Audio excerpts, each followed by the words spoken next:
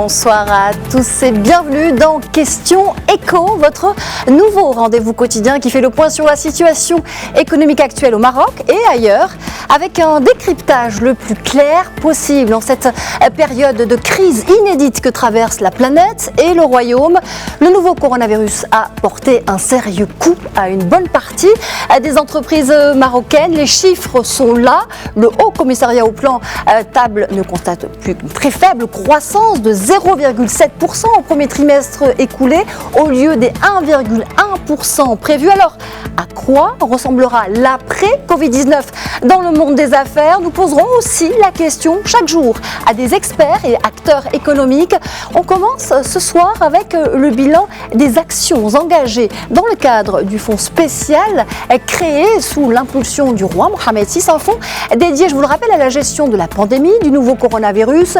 Coup de projecteur ensuite sur les mesures récemment présenté par le ministre de l'économie Mohamed Benchaboun après la dernière réunion du comité de veille économique. Mesures destinées à soutenir les secteurs asphyxiés depuis l'arrêt brutal de leur activité. Parmi elles, Daman Oxygène, on va en parler avec pas moins de 9000 prêts débloqués pour les entreprises impactées.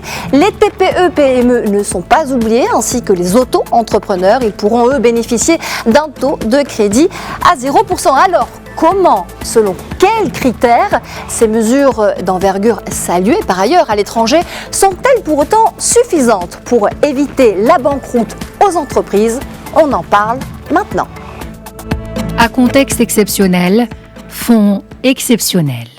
Le 15 mars dernier, le souverain a donné ses hautes instructions au gouvernement pour procéder à la création d'un fonds spécial dédié à la gestion de la pandémie du coronavirus.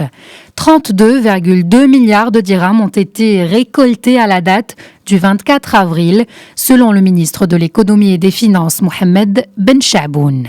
Ce fonds a pu récolter près de 23 milliards de dirhams grâce aux dons de différentes institutions publiques et privées et des particuliers. Le fonds est dédié non seulement à la prise en charge des dépenses de mise à niveau du dispositif médical en termes d'infrastructures adaptées et de moyens supplémentaires à acquérir, mais aussi pour accompagner les secteurs vulnérables au choc induit par la crise du coronavirus, des secteurs économiques tels que le tourisme ou encore l'industrie qui accusent des pertes colossales et font face à des destructions d'emplois. À ce jour, les dépenses du fonds s'élèvent à 6,2 milliards de dirhams. 2 milliards de dirhams ont été alloués au ministère de la Santé pour l'acquisition de matériel et dispositifs médicaux nécessaires. Avec ce montant, le Maroc a pu acquérir 460 lits de réanimation, 580 lits d'hôpitaux standards et 410 appareils respiratoires. 132 000 entreprises sur les 216 000 affiliés à la CNSS ont révélé avoir été affectées par cette pandémie et ont déclaré plus de 800 000 salariés et employés temporairement en arrêt de travail. À cet effet, le fonds Covid-19 mobilisera près de 2 milliards de dirhams mensuellement. Les titulaires d'une carte Ramed concernés par ce soutien ont atteint environ 2,3 millions de ménages, dont 38% issus du milieu rural. Dans ce sens, près de 16 000 points de distribution des aides ont été mis à disposition, y compris les guichets automatiques. 80% des aides financières ont été distribuées aux ménages concernés sur tout le territoire marocain. Enfin, un total de 4,3 millions de familles opérant dans le secteur informel bénéficieront du soutien du Fonds spécial pour la lutte contre la pandémie du coronavirus.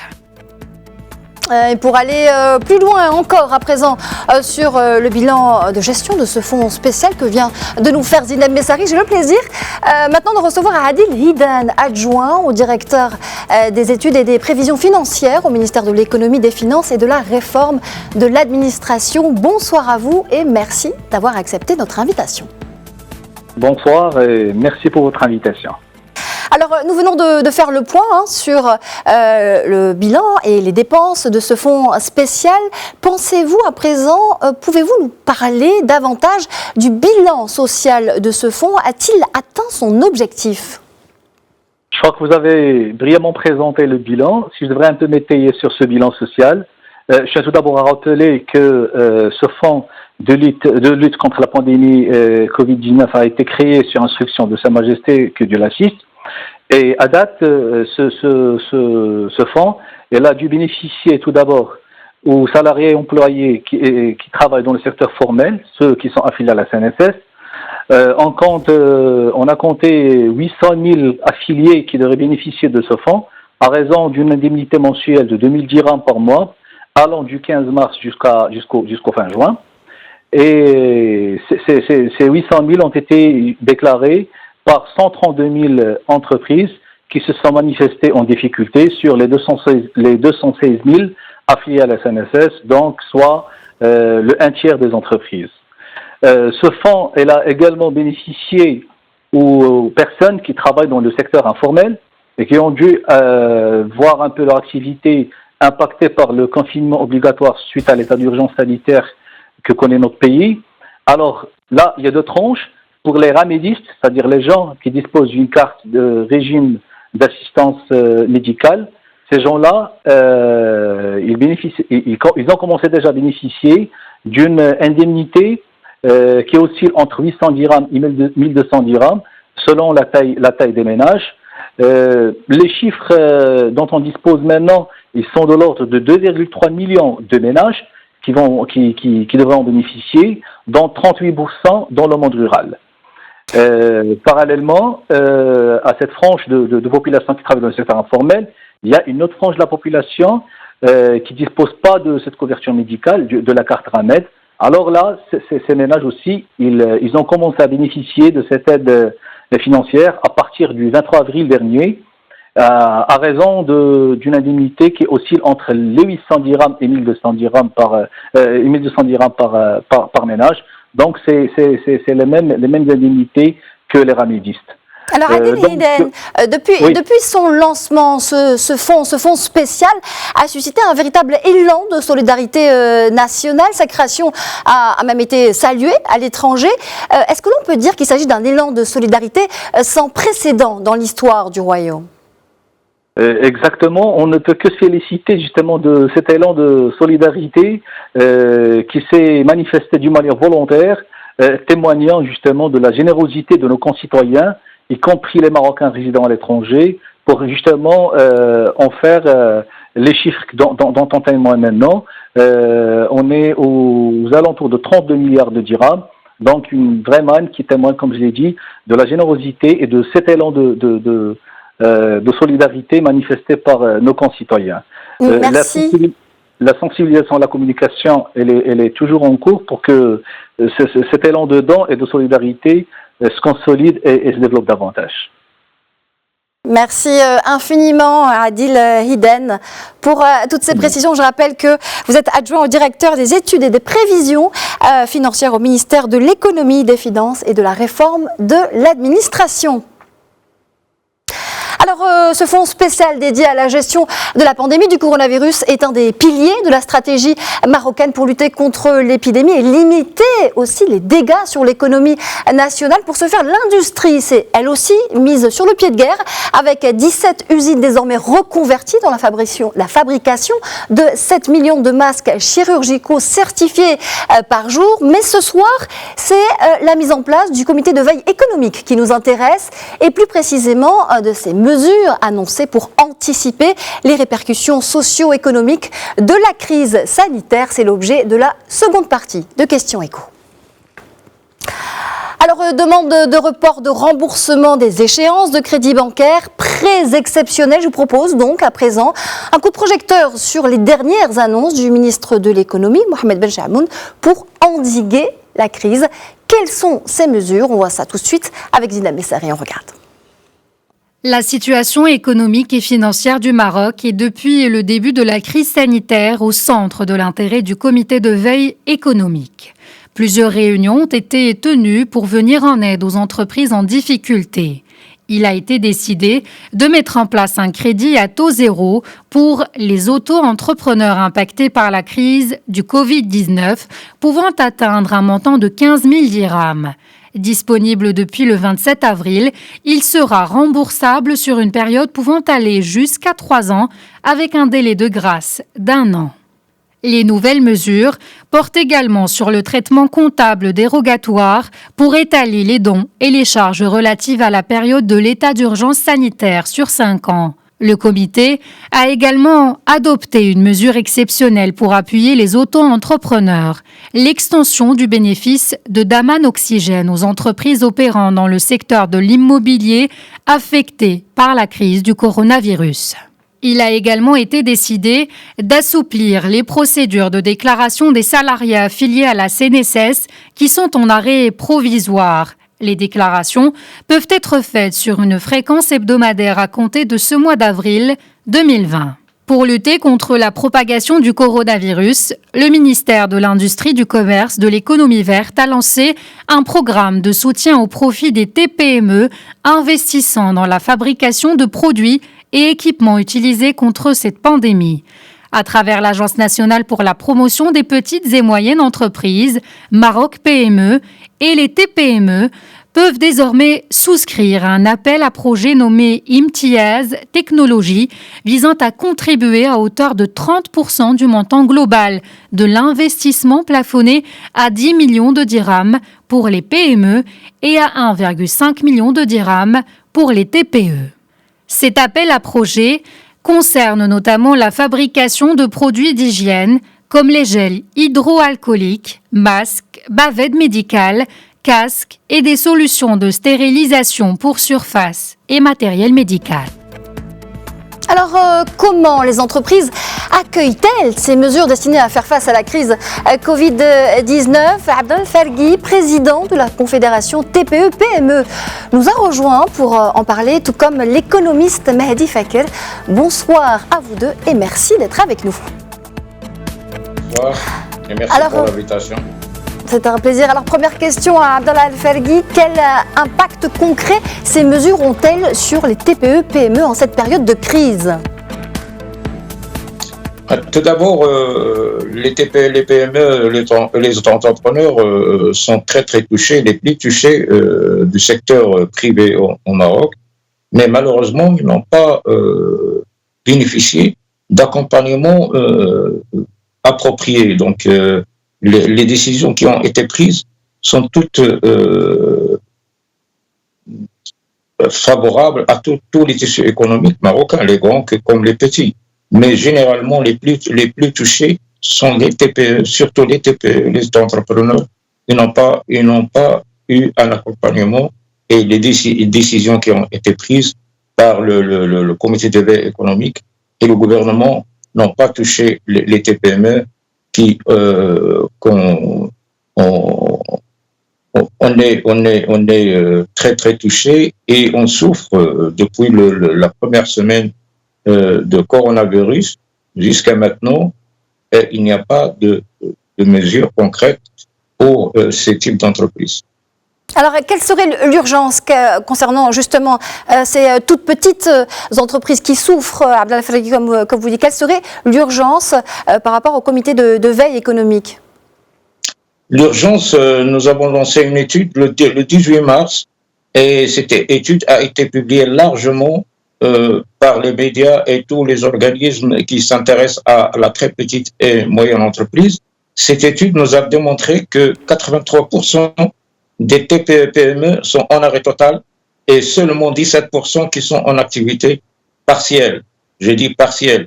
Et lorsque les mesures qui ont été prises, les premières mesures, nous avons demandé ces mesures-là, donc de soulager la souffrance des TPE-PME, y compris le report de déclaration, la CNSS et autres, donc et le report des traites bancaires et de leasing de 18 mois. Nous avons demandé 18 mois et non pas 3 mois. 3 mois, c'est insuffisant. Mais malheureusement, on a constaté que les banques, n'ont pas joué leur jeu et lors des reports, ils ont facturé des chiffres énormes pour ce report. Donc leur pourcentage, il est énorme. Je vous dis, je reçois des dizaines et des dizaines d'entrepreneurs qui ont appris avec mécontentement cette décision des banques, et nous avons soulevé ça au niveau de chefs de gouvernement et les autres organismes. Mais donc c'est noté, ça sera donc pour l'instant à l'étude. Mehdi Fakir, dites-nous précisément sur ces TPE et ces PME, comment est-il possible de les immuniser face à ce genre de choc semblable à ceux provoqués par le Covid-19 ? On voit bien que la situation est proche de l'agonie là. Je suis entièrement d'accord avec vous dans la mesure où le risk management et la gestion des risques n'a jamais pris sa place sur le plan managérial comme sur le plan des politiques et des stratégies des pouvoirs publics, et de ce fait-là, nous sommes livrés à nous-mêmes et nous sommes en train de subir de plein fouet cette stress situation. Nous n'avons jamais accepté de par le passé de considérer que la gestion des risques ou le risk management est une discipline qu'on doit intégrer, voire qu'on doit obliger. Vous savez, qu'on doit obliger les entreprises à y adhérer.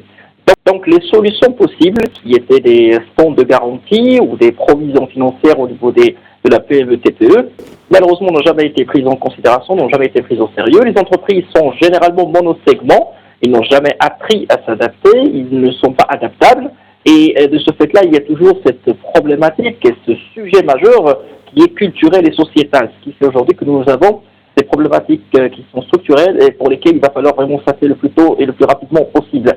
Mais je pense personnellement que nous sommes devant une nouvelle génération de risques nécessitant une nouvelle génération de mesures. Et les pouvoirs publics aujourd'hui ne doivent pas considérer les entreprises, la TPE, comme étant une entité assistée. C'est une entité qu'on doit accompagner pour qu'elle se relève de nouveau, pour qu'il puisse un petit peu relancer la machine économique, plutôt qu'une entreprise qui est à l'arrêt, qui est dans l'attentisme, et où on doit venir en aide justement pour renflouer la caisse et pour justement financer le courant. À mon avis, il faut financer la relance, il faut financer également... Alors précisément, Mehdi Fakir, dans ce contexte, vous dites accompagner et ne pas assister. Lors de la dernière réunion du comité de veille économique, le ministre de l'économie s'est penché sur une première ébauche des scénarios pour le redémarrage progressif des différents secteurs d'activité. Comment relancer donc les TPE et les PME dans ce contexte, dans l'urgence que vous décrivez actuellement? Écoutez, madame, moi je vais être très objectif. Nous ne pouvons pas imaginer une relance économique à travers une perception procédurale, une perception qui est réduite. Nous ne pouvons pas aujourd'hui imaginer une vraie relance de l'économie marocaine avec une TPE à qui on doit juste apporter du financement à très court terme. Les mesures qui ont été prises, moi je les respecte, mais ce sont pas des mesures qui sont capables de relancer l'économie et de garantir une vraie relance. Il faut absolument que le comité de veille économique se fasse accompagner par des experts pour qu'ils puissent imaginer des scénarios pour la relance de toute une économie. Il faut que l'entreprise également s'adapte en temps de crise et se prépare pour le post-crise. Et pour cela, il faut absolument des idées toutes fraîches. Ce n'est pas des procédures, ce n'est pas des mesures qui sont limitées dans le temps et dans l'espace. Ces mesures risqueraient d'être des mesures qui sont tendancielles et qui ne vont pas, circonstanciées, qui ne vont pas vraiment permettre à cette entreprise, comme vous l'avez bien dit tout à l'heure, d'être immunisée et d'être capable de s'auto-relancer et de s'adapter pour pouvoir par la suite prendre en considération le facteur risque pour l'avenir et ne plus compter forcément sur, bien sûr, l'assistance des pouvoirs publics. Et là, c'est le rôle bien sûr, du tissu entrepreneurial en soi-même. D'accord. Et également, c'est le rôle des associations professionnelles et le rôle des experts et des consultants. D'accord. Abdel Fergui, votre regard justement sur ce redémarrage progressif des secteurs d'activité?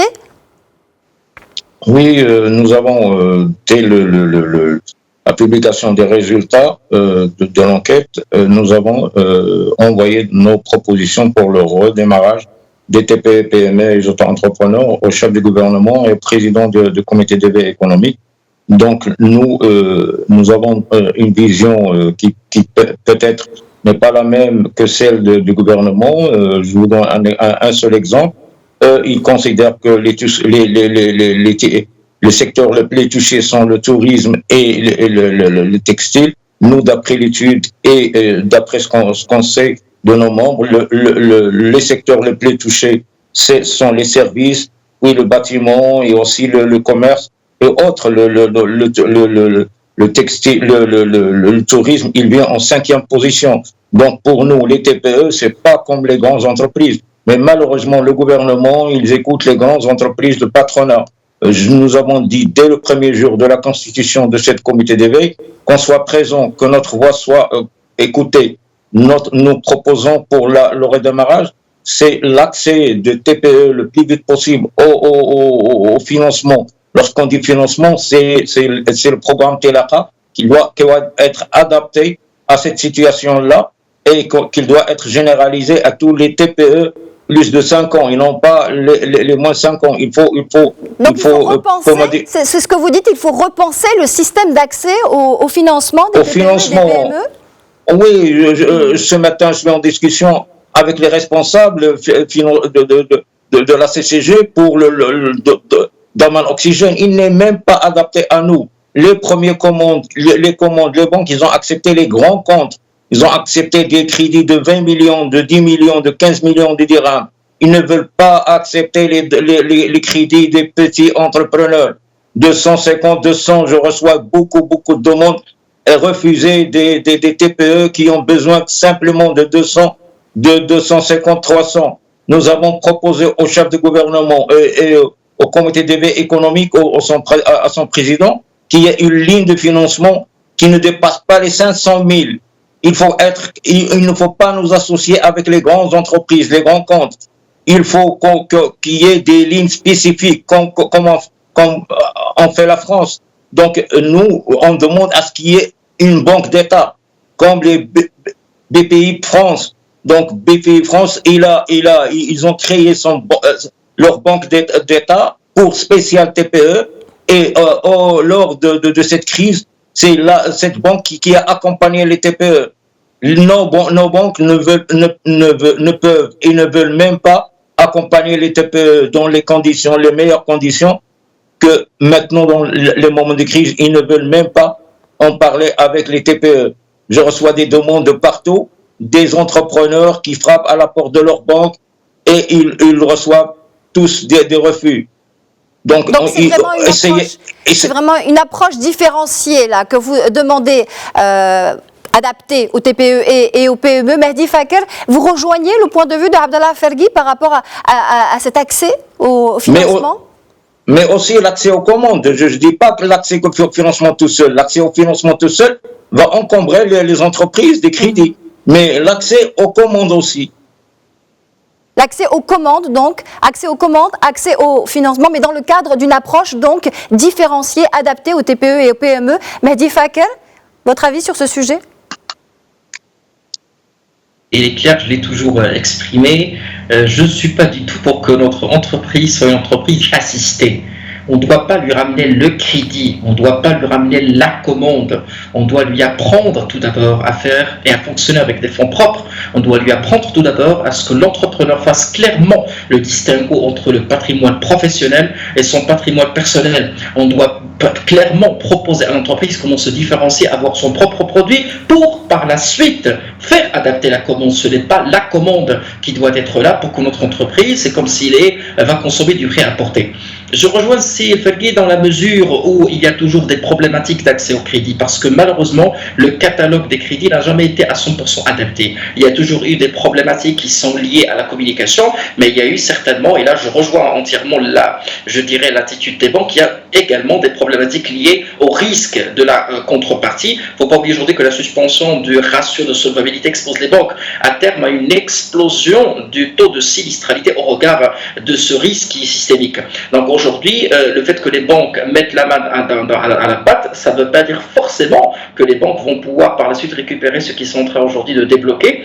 Donc il va y avoir un grand problème, et pour ne pas impacter l'équilibre des banques, il ne faut pas qu'on pense uniquement d'un point de vue unilatéral. Il nous faut effectivement des banques étatiques, des banques d'investissement, des banques de financement qui sont étatiques et qui sont destinées à une entreprise qui risquerait de ne pas pouvoir plutôt bien se rembourser, parce que nous n'avons pas de banque de mission publique. Nous nous adressons à des banques qui sont commerciales, qui ont des instances de gestion, qui sont comptées au niveau de la bourse des cases de valeur, et qui ont bien sûr des actionnaires. Donc moi, personnellement, je pense aujourd'hui que le problème le plus important, c'est une problématique d'idées toutes fraîches.